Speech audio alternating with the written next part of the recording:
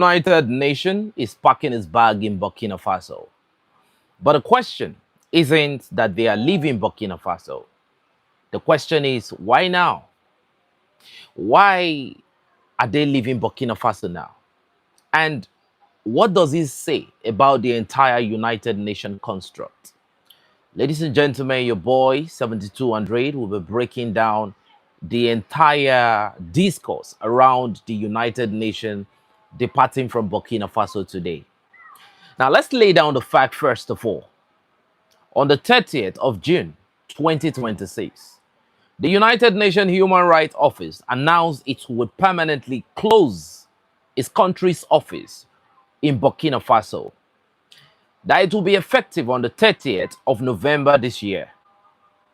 They didn't just make this announcement. Burkina Faso declared their top official persona non grata. So, as much as the representative of the United Nations in Burkina Faso was already declared persona non grata, so there was no strategic relevance for the United Nations to have any office in Burkina Faso again. Because let me explain something to a lot of people.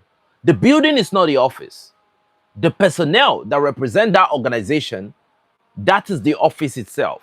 Because a lot of people be feeling that if you have a building somewhere and you see UN on the building, it means the building. No. The representative of the United Nations in Burkina Faso, those personnel are the United Nations themselves. So it is not what the building represents in every country. It is what the representative of the United Nations represents in every country. That exactly is the United Nations itself. Now, a lot of people will not frame it from this perspective. But ladies and gentlemen, as a Nigerian, I'm coming from this perspective because at the end of this discussion, you will understand why we are addressing the United Nations as an organization this way. So pay attention. So ladies and gentlemen, let's lay down the fact first. And don't forget, as we are going, make sure that you don't address the United Nations as a building. Address the United Nations as the representative of the United Nations, because they cannot do anything by themselves unless they have been instructed by the higher authorities of the United Nations. And there has been this conversation that has been going on in Africa for a while that the African states don't have a seat at the United Nations. So we are also going to be breaking that down. Why is it that African nations don't have a seat at the United Nations Security Council? You see, these organizations, were they created for Africa? Were they created for the world? Or were they created for certain people? And the food on the menu was the continent of Africa. So we are going to be breaking this down. Like I said, don't forget, it is not about the building. It is not about the flag. It's about the people representing the interest of the United Nations in Africa. Ladies and gentlemen, on the 30th of June 2026, the United Nations Human Rights Office announced it will permanently close its office in Burkina Faso. And that will be effective on the 30th of November this year, 2026. Officially, the reason given was that there were mounting tensions with the authorities of Burkina Faso over what they framed as United Nations call for civic space and rights monitoring. Now, it seems as though this was a long time coming because remember, back in August 2025, Burkina Faso had already declared the United Nations Resident Coordinator persona non grata. So that is the United Nations. Take the personnel of the United Nations as the United Nations. Why did Burkina Faso declare her persona non grata? According to information, she made a grotesque allegation against Burkina Faso. Internationally, she made a claim that was unfounded. There was no evidence. Now, this is how you should understand that these organizations are part of the plot to destroy Africa. They were never there for Africa. That is why Africa don't have a seat at the United Nations Security Council. She made a claim, even though we have seen so many video evidence, that the terrorist organization that represents some of those people, thank you so much, Badazan, thank you for coming. You see, they will tell the children, like the JNIM, we've seen them giving rifles to little kids to learn how to shoot. Rashford, thank you so much, man. My Nigerian families are in the house. So now, they will give rifles to children, right? To shoot and all of that. That's child abuse. They've never reported this before. But she had the cojones to go out there and make a very grotesque claim that children in Burkina Faso were caught up in security crisis. According to her, she said Burkina Faso authorities were recruiting kids for their war efforts. Ladies and gentlemen, if you follow Burkina Faso holistically, you will know that this is one of the most diabolic claims that anybody can have. Now, they asked her, where are your facts? Who did you consult? What are your statistics? You know, when you are making claims at this level, you come out with data. You don't just make claims. So this was the reason, because she had no evidence to back it up. That was the reason why she was declared persona non grata from Burkina Faso. And after she left, the building was just there. So now, do you all understand why the United Nations building is not the presence of the UN? It is the personnel. So the UN is non-existent without the personnel of the UN. So can we say that that United Nations representative in Burkina Faso was representing the direct interest of the United Nations? Pay attention, because we will get to why the United Nations intentionally try to destroy the image of Burkina Faso internationally. And don't forget, this is the reason why Africa don't have a seat at the United Nations. Because they don't want Africa to tell their story to the world. Because after colonization ended, African countries signed a lease agreement. So that lease agreement, they list African countries after, you know, this Kabuki independence. African countries was leased to the United Nations. So United Nations is a projection of colonialism. Is a continuation of that colonial project. So if you are the food on the table, why are you... See, look, listen to this statement I'm about to make. If you are the food on the table, why do you think you will have a chair on the table? You are supposed to be the food on the table, so Africans need to wake up.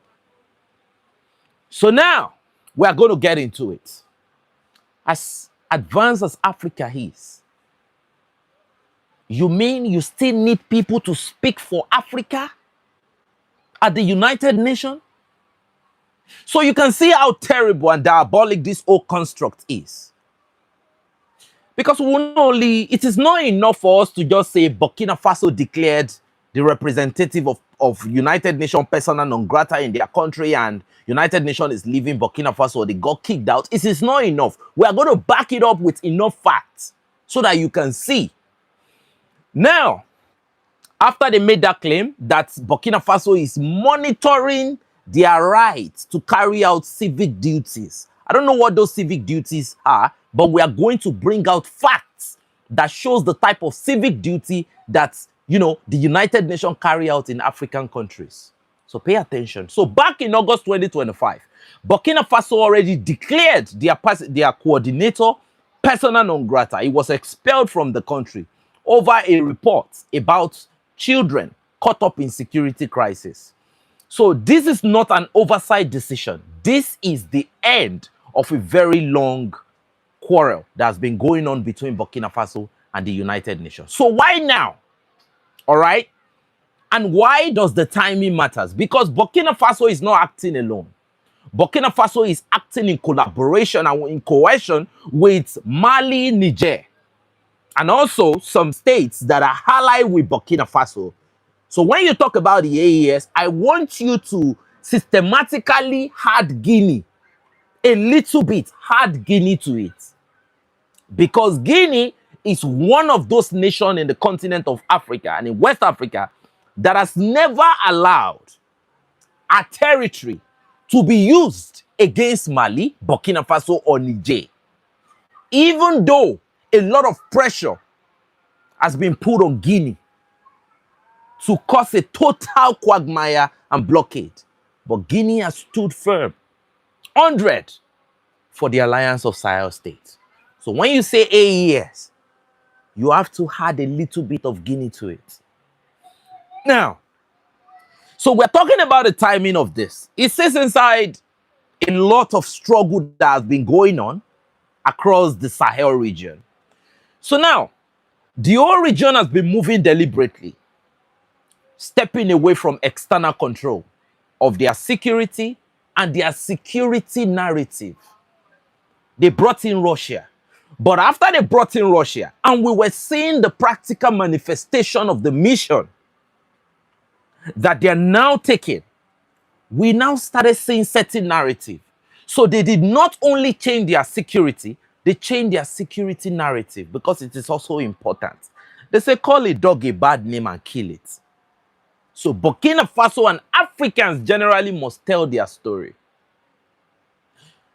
Now, you see, when a foreign state office stays in your country, it controls the story. It monitors you. It does not only control your story, it monitors you. It reports on you. Meanwhile, they are not even supposed to be in your country if your country is sovereign in the first place. And it frames you to the world. Whatever they tell the world about you, because they call them so-called international, that is what the world is forced to accept. Now, they are not telling this story to the world because the world can see now that these organizations lacks credibility. So they are trying to shape the story to these so-called imperial organizations that were built as a construct to project the influence of the West over African states. So when they write a certain report, they are not writing it to change the perception of somebody living in Panama or in Bahamas or in Barbados. They are writing it so that they can sanction you, so that they can put pressure on you, so that they can continue to put you where you are intended by their own plan to belong. Now, they were trying to control the story of Burkina Faso, but something changed. All right? Because for a country like Burkina Faso that have made sovereignty its entire doctrine, top to bottom, that kind of presence becomes immediately unacceptable. It seems as though the final straw was the United Nations insistence on monitoring and reporting Burkinabe affairs. Now, this is seen in Burkina Faso as interference to state affairs, and it's a no-no by their constitution, because Burkina Faso of today is a constitutional republic. Let me tell you that today. The Alliance of Sahel is a constitutional alliance. Not all these West African states where you have constitutional coup d'etat. It's a constitutional alliance. When they say if you mess with them, there is something called law of reciprocity in their foreign policy. If you mess with them, all right, they are going to retaliate immediately in the same capacity. That is a constitutional republic. If you touch one of the countries, the rest are going to stand up and unite against you. It is a constitutional republic because it's already written. Not some countries where they can go to Supreme Court and change the constitution. That does not happen in the AES. The rule of law is being respected. Now, when we talk about the rule of law, you must pay attention to understand that the rule of law is not those rule of law that was written by the West and given to us. No, the rule that was written by our own people. That is the rule. When the rules were written by Africans, we did not know anything like terrorism. We did not know. But immediately they started writing the rule. You started seeing different organizations. When I was growing up, we did not know what Al-Qaeda is. We started hearing Al-Qaeda from the Middle East. You know, the headquarters was in the West. Until they imported these things. So Africa needs to stand up and start writing the rules. And stand by those rules. And that was the essence of the Kuru-Kanfuga Charter. That was the essence of the initial organization before it became the African Union. Now, ladies and gentlemen, that was the final straw for the United Nations because they insisted that they must monitor and they must report on Burkina Faso affair. So, ladies and gentlemen, Burkina Faso saw it as total interference in how it conducts its own security and civic affairs. So the authorities looked at the balance sheet and decided the office must leave immediately. Now, let me give you an instance so that you can understand why this type of presence in your country is stupid. A lot of Nigerians, you can see I'm representing Nigeria, a lot of Nigerians will see that your country, your president, you know, people will just say, repentant Boko Haram. And the next thing that a naive Nigerian say is that they call it repentant Boko Haram because our leaders want to start rehabilitating terrorists. No, it is because of these organizations. They are the ones that put pressure on your government to take such steps. Those things were not happening in our country. General Iyejirika, do you know how much pressure they put on the Goodluck Jonathan regime? That they should stop killing terrorists because those terrorists represented certain interests. And if those terrorists cannot continue to create that influence, the necessity to have these people in your country would be outrightly unnecessary. So this is why they need these people to monitor you and write report about you. So ladies and gentlemen, what does this actually mean on the ground in Burkina Faso? Two things. After November, there will be no independent international office documenting human rights inside Burkina Faso. No more. Now, the second thing, this is a real consequence, and it should be stated plainly, without spin. And this is the bigger story, okay? This is another brick in the wall for Western influence in the Sahel. You see, it's so terrible that a lot of African countries cannot take advantage of this weak colonial construct that is falling by the day. And they know they are weak. They know they are very fragile right now. They know any big push can get them out of the way. Now they are trying to skidadu and skidoo the African leaders, telling them to accept ECO. From CFA franc, they want to put the entire Africa in the same basket now. Total control. That is why everybody must open their eyes. It's time. Now let me say this. The real consequence is that by the time Burkina Faso is able to push out the UN from their country, it further...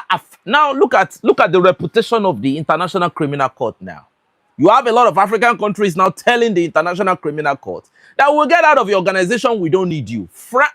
Chad has equally said that they are leaving the International Criminal Court now.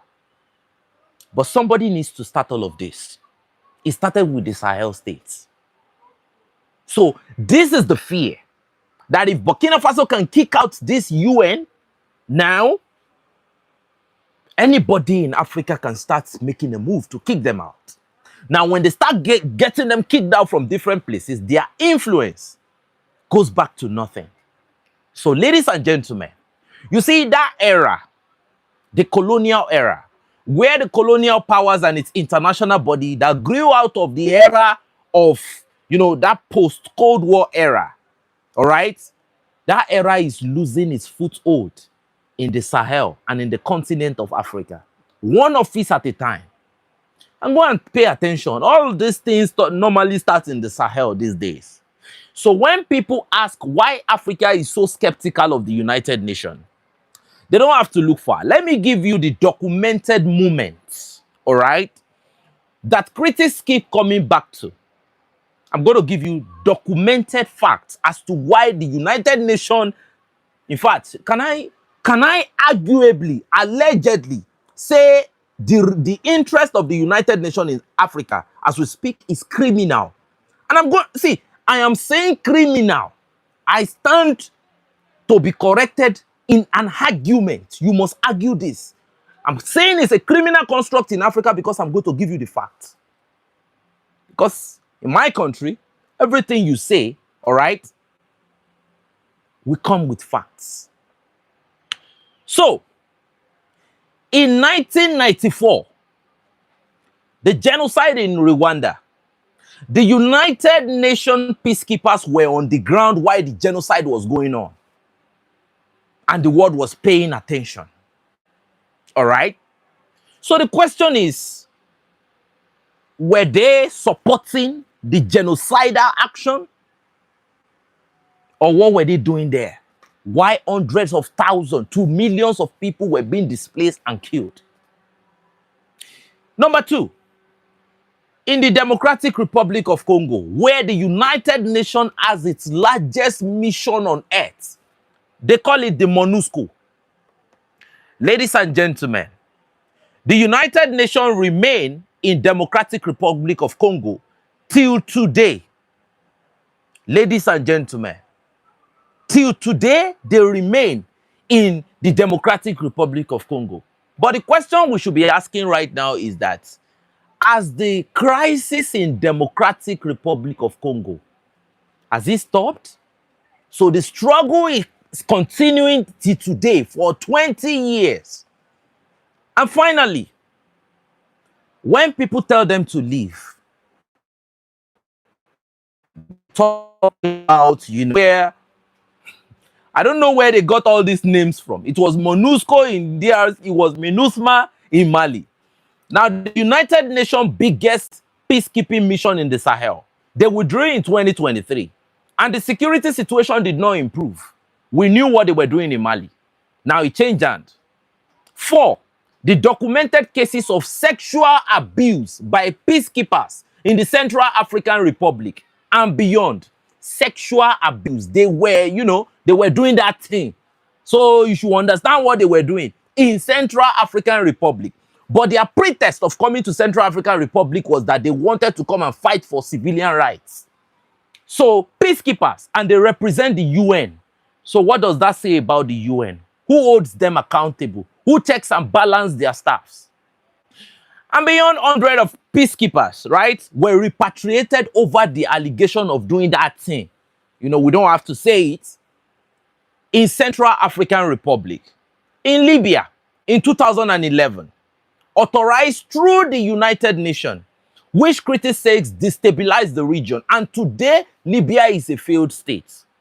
So, ladies and gentlemen, does this United Nations, that name you are saying, does it represent African development? Does it represent African interest? So when you ask the question, why is it that Africans don't have a seat at the UN? Ladies and gentlemen, did you see? All of these instances we are naming happened in Africa. That's diabolic intervention. Now, and it doesn't stop at that mission. There have been repeated allegations of corruption and abuse involving UN personnel in Africa. From peacekeepers accused of sexual exploitation in Central African Republic and the Democratic Republic of Congo, to the report of illicit involvement in gold smuggling. You can see gold smuggling. So what is the job of the UN in Africa? Gold smuggling in mining zone in the Democratic Republic of Congo. Again, these are allegations, right? But when they pile up across decades, they shape perception. And when that perception builds up, you knock them out. Now, the United Nations itself did not run the transatlantic slave, that slave trade that everybody talk about. It didn't exist at the time. It was founded in 1945 on top of the world order that has already been carved up. So the honest criticism is not that the United Nations committed slavery. No, that is not the criticism. It's that the institution was built in that era, all right, after colonization. So it carried the legacy forward. The colonial legacy was transferred to the UN and it carried it forward. And that is why Africans don't have a seat at the United Nations Security Council. You have a lot of poor scholars talking different things about this. This is why Africans don't have a seat at that table, because Africans are always on the menu and Africans need to wake up. So, ladies and gentlemen, the honest criticism is that this is an organization that supports colonization till tomorrow. You see, they talk about reparation solution were passed by, the General Assembly in March 2026. That's 2 centuries late, some would say. All right. So now the big question you should ask is, if Africa has no permanent seat at the United Nations Security Council, despite the fact that according to Oxfam Rough, all right, 80% of Security Council resolution over the last decade have concerned Africa, but Africa has no seats there. What they discuss is Africa, but you don't have a seat. So it's like they are talking about you, but you are not there. So what does that mean? All right. Then what does this defiance tell you? You don't have a seat there, but they are talking about you. So I'll put it plainly, ladies and gentlemen. It tells us that a body that is supposed to be global, but is structured in 1945, is losing its authority in the very region that they claim to serve.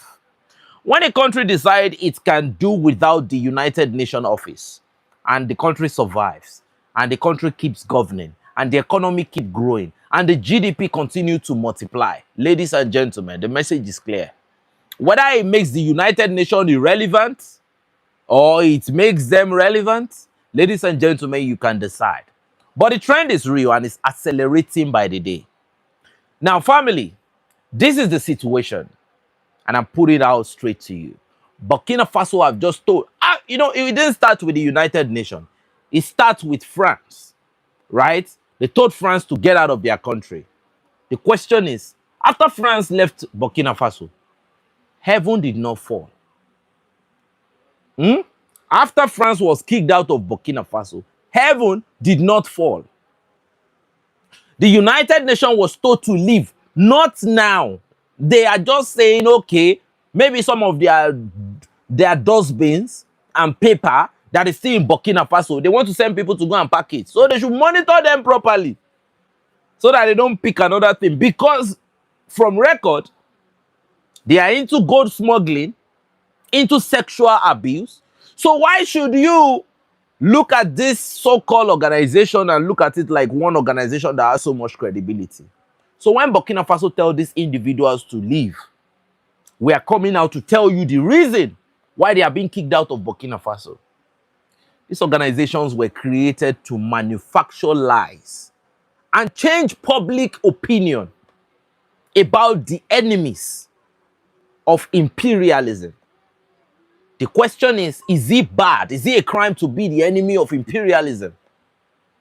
What does imperialism stand for? So, ladies and gentlemen, when Burkina Faso kicks out the United Nations, that is a message to everybody across the continent of Africa that it is time for you to pay critical attention to these people. In Central African Republic, there are documented reports of sexual abuses. They didn't do all of this in Europe. They are doing it in Africa. So, ladies and gentlemen, it is time for Africa to stand up.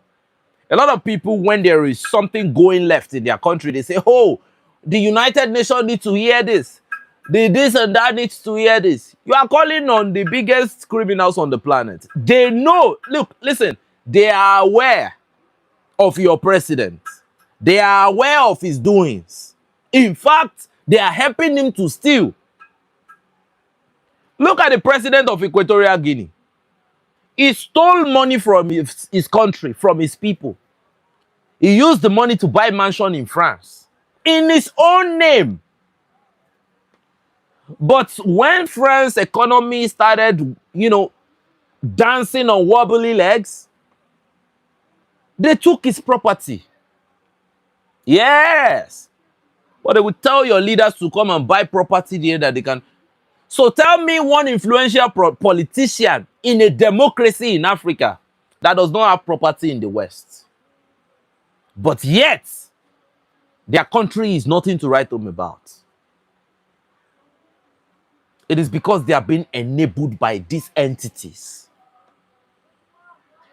After colonization, Africa countries were handed over to the United Nations. There is a lot of conversation around that. And around the year 2010, that lease contract expired. Yeah, around 2010, that lease contract. It was a 99-year lease. It expired. It was outdated. So my question to Nigerians is this. Around what year did Boko Haram start in your country? The lease, the colonial lease, you did not own your land. They owned the land. Before, you see, when they gave you that so-called fake political independence, right? Rise, all those is Kabuki theater, right? You were under the United Nations, so they had control. So there was no need to disturb you. But the time when everything was out of the window, you started seeing some so-called mujahideen trained from Saudi Arabia. You started seeing people that they've trained for a very long time coming out and saying no to Western education. And you look at the argument, it does not make any reasonable sense. And when the government was ready to destroy them, you started hearing foreign governments putting pressure on your government to, instead of killing the terrorists, to rehabilitate them with your own tax money and call them repentant terrorists. They call them untouchables now. What message does that send to you? So, ladies and gentlemen, how are you aware? How are you not aware that these people are the cause of your problem? How many elections have been rigged in your country? You cannot tell me. Some Nigerians now that are grown up, they cannot even remember the last time that you had a free and fair election. Some people grew up in this terrible situation of corruption. It is because it is part of the colonial construct. And it goes a long way. So the people that are oppressing the common people, they are the neo-colonialists that were put in place to continue to project the interest and the influence of the imperialists. Have you heard about Ajakuta Steel Rolling Company in Nigeria? Yet, this company has never created, they have never produced a single roll of steel. But Nigeria has that company. You know why? Because it was supposed to be like that. In the manuscript of the imperialists, you are not supposed to be a producing nation. So don't be fooled don't let anybody tell you that you don't have talent and you don't have capacity and you don't have the mental capability. No, don't do it. You have it. But it is enshrined in the doctrine of colonization that you must not be allowed to have access to certain opportunities. It is not about the job that Ajakuta Steel Rolling Company would have created. It is about the uprising. It's about the uprising it would have created. The mental uprising in the mind of a lot of people that, man, I know how this thing is done. Let me create.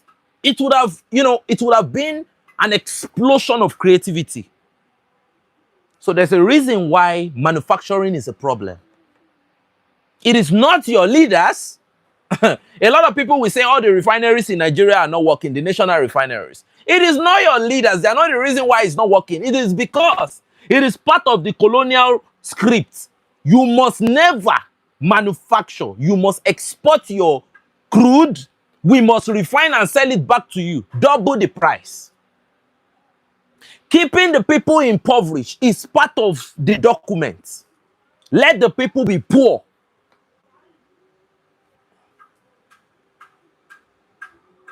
It doesn't stop at that. It goes a very long way. Your president will come out and they will say, look at Mamadi Doumbouya. Look at Mamadi Doumbouya. I respect him as a man. He's a good man. Right? The fact that Mamadi Doumbouya has never allowed his country to be used to attack the AES, I give him that credit. But I'm going to tell you something. This man fell sick, right? Let's call a spade a spade. He fell sick. I don't know the extent of the sickness. And he traveled to Greece for medical intervention.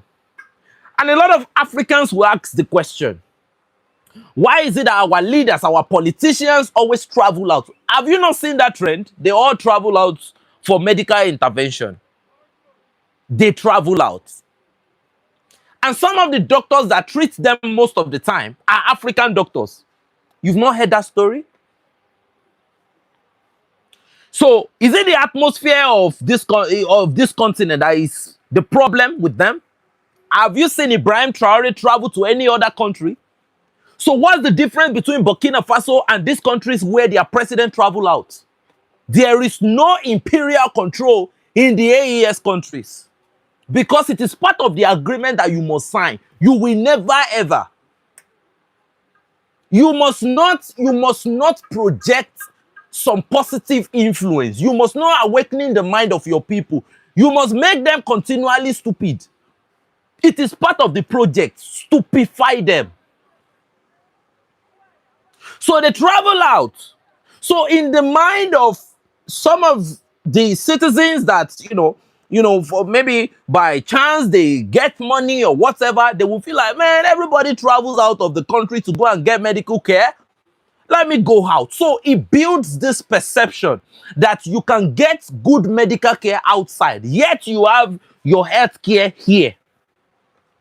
That's why you see a lot of people, they will travel out to go and give birth to kids, to give birth, and they will die there. They will not bring their body back. It's a mental mistake. And these things are being pushed through influencers. Your presidents, your governors, your ministers, they are influencers. They are enablers of this particular problem.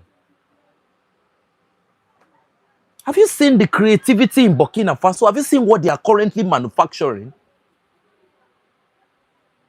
They have engineering department that manufacture. They are now manufacturing. But why is it that in a country like Nigeria, when certain people manufacture clothes, they will be like, this one is Aba made, this one is London made, this one is this. It is, a lot of people just hear this thing. You don't know that there is a contractual agreement for certain people to push this narrative, to see yourself and everything you make as substandard. A nation cannot rise like that.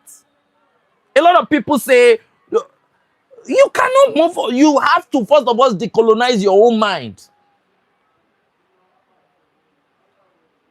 Do you know how much capacity, mental capacity you have in Africa, in Nigeria, in Burkina Faso, in Côte d'Ivoire?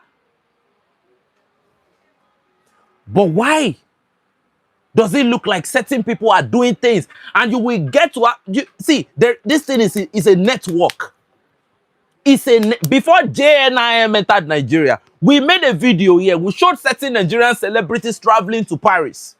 Then we showed certain Nigerian multi-billionaire traveling to Paris, and they were on scooters. They were saying like, oh, enjoying a cool evening in the street of Paris. You don't know that is like soft influence projection into the mind of young Africans to think that is where your life can be better. It can never. No, that's the message.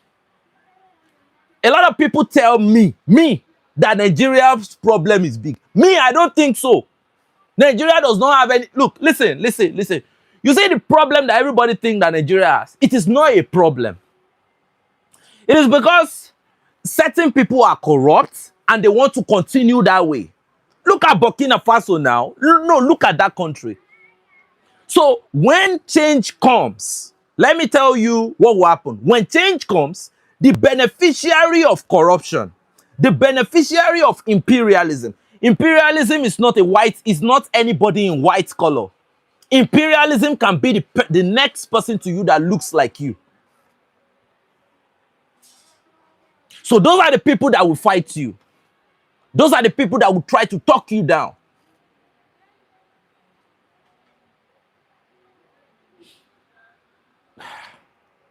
What happened to our agriculture? Nigeria was an agricultural superpower. Nobody can tell me that. There was a time Nigeria, where we were borrowing global organizations, we were borrowing them money. What happened? They discovered that GMO, everybody said no to GMO. Then what did they do?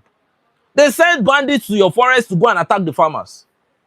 So you think this is just certain people just coming up from the jungle and shouting Allahu Akbar? You think that is it? No.